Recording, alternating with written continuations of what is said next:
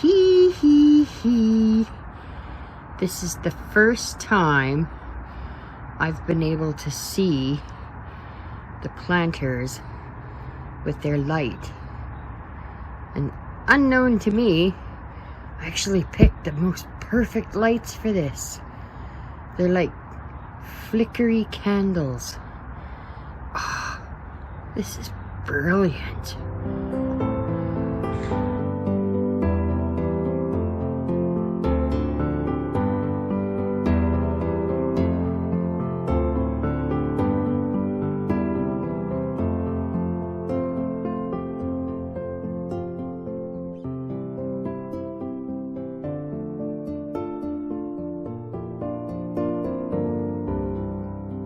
I have always loved Asiatic lilies. To me, they are some of the most beautiful flowers on the planet. Delicate, dramatic, tall, majestic, and available in just about every color nature can throw at us. When we bought this house, it came with a massive lily bed, hundreds of orange Asiatic lilies that looked close enough to tiger lilies for me to be completely in love. And for years, they were glorious. They came up every spring. They spread, they multiplied. I dug them up and moved them to other beds around the yard because apparently one lily bed was not enough. Sure. They were one of the first plants here that made the yard feel like it had history. Of course, once you have one kind of lily, you start noticing other lilies.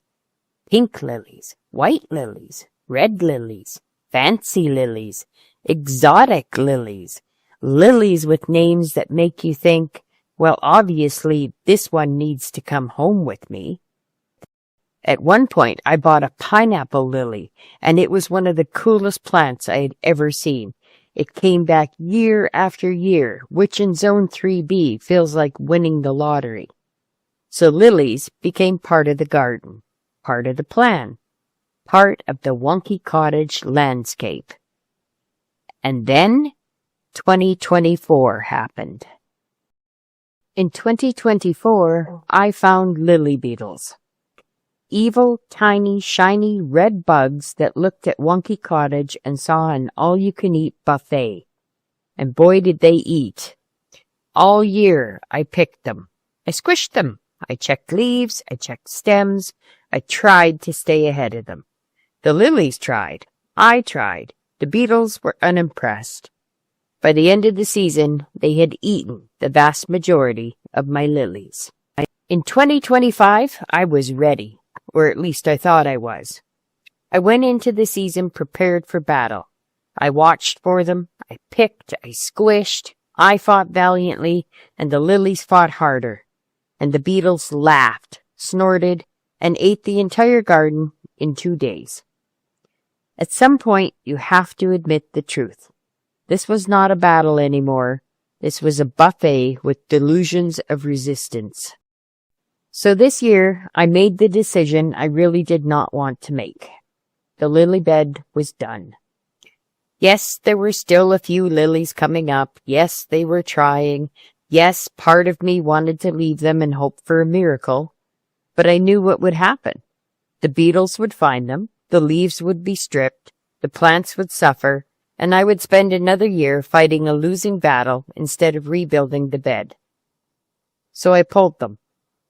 The vast majority of them went into a plastic garbage bag, not the compost, because if there were beetle eggs anywhere, they were not getting a second chance in my yard.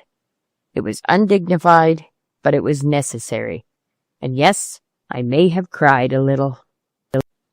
Once I stopped trying to work around the lilies, I could finally see the rest of the problem. And the rest of the problem had opinions. There was Asperia that simply refused to die. There was a dead rose, courtesy to the local winter bunny population, because apparently roses are delicious if you are a zillion little ziggy bears with no respect for landscaping. There was also a hydrangea. And let's just say I have never met a hydrangea I could not kill. So the shrubbery was shrubbed, the dead things were removed, the zombie weed was confronted, and the bed was cleared. Then I took off several inches of soil. Was that excessive? Maybe. Were lily beetle eggs supposed to be on the underside of leaves? Yes. Was I taking any chances? Absolutely not. So out went the old soil.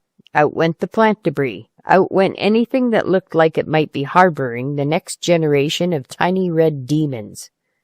Sometimes garden cleanup is gentle and meditative, and this was not that. Eventually, this corner is going to become something completely different. Hostas, large rocks, a proper corner feature. Something calmer, shadier, and hopefully less delicious to beetles. But that is a future project because Wonky Cottage Remake II is not happening in one weekend. This year, the bed gets a transition season. It gets sunflowers. It gets a fresh start. And because I am who I am, it also gets one coleus I found at the greenhouse that looked lost and sad and it needed a mommy. And that happens with me and coleus. So this is not the garden bed I thought I was going to have. I thought this would always be Lily Corner, bright orange, cheerful, and full of flowers I loved. But gardens change. Pests arrive, plans fail, beetles win battles they had no business entering in the first place.